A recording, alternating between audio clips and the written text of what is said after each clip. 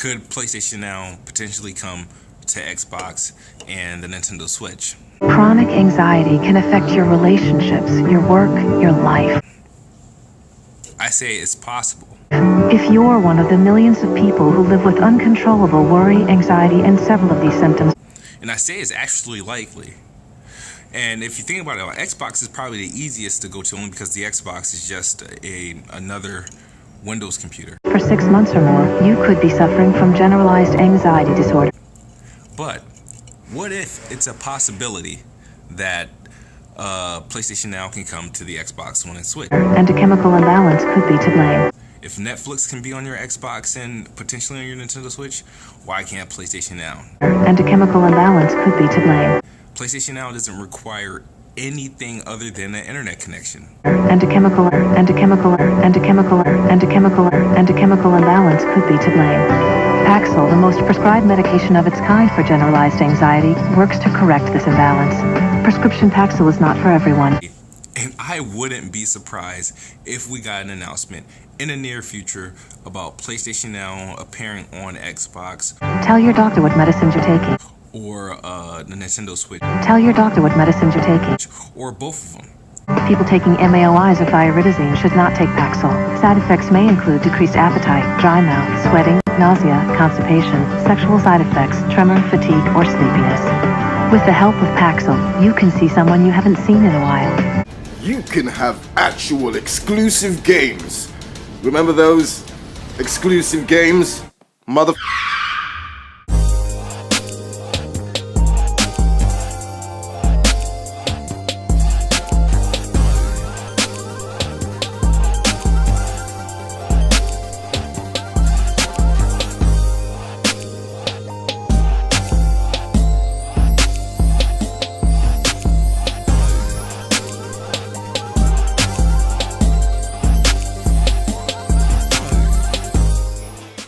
What's good, YouTube? It's your host Axel Rose, the Shogun with the slogan, and yes, you're watching MVP Magazine.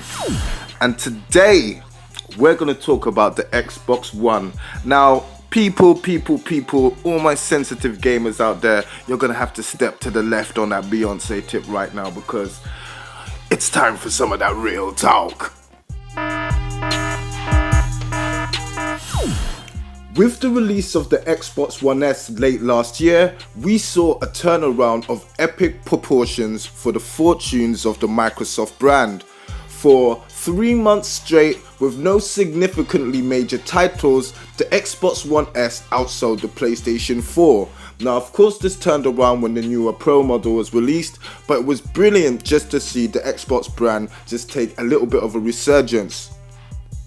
And for the first time this console generation, it definitely looked like Microsoft were poised to turn things around and maybe even start to build a consistent lead in monthly sales.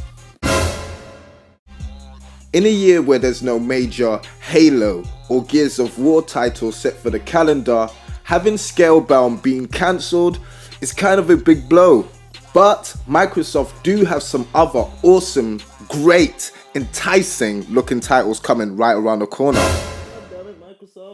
Now, so far in 2017, Microsoft have only dropped one notable exclusive, that being Halo Wars. And this is a stark contrast to where they started at the beginning of this generation.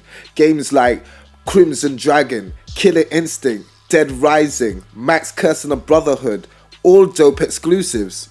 And after then came the huge push at Gamescom. Remember that? Games. And Microsoft were there to show that they were going to be big on variety and big on exclusives, even though they were buying timed exclusives from Squaresoft. But anyway, still, at least they showed they were making an effort. But in 2017, 4 months into the year, we've already had Microsoft's main rival, Sony, release 3 games to critical acclaim and very good sales. Even the dribbling kid on a short bus, Nintendo, have managed to release a new console. And all Microsoft have managed to do in this time is squeak out. Now, before the fanboys scream, wait for E3, Microsoft will have the goods at E3. I am very, very, very aware of the fact that Microsoft do wait sometimes to show some of their good stuff at E3. But like any other platform holder in this business, Microsoft is definitely a conglomerate and business firm first. And just in case you forget that, just remind yourself they were the ones who invented charging console gamers for online gameplay access. Yeah. But where the whole business aspect really comes into play is the fact that right now is about to be April. Now, just for the people who do not know, April is the most important time for almost any Fortune 500 company because it begins and ends the fiscal financial business year. So basically, this is the time, one of the most crucial times of the year when investors will definitely want to be seeing that the brands that they are investing in are pulling in heaps of cash. And even though I absolutely adore the Nintendo Switch, I wouldn't put it past the Kyoto giant Nintendo to have released it in this rush state just to make that extra money to make up for everything they lost in the Wii U.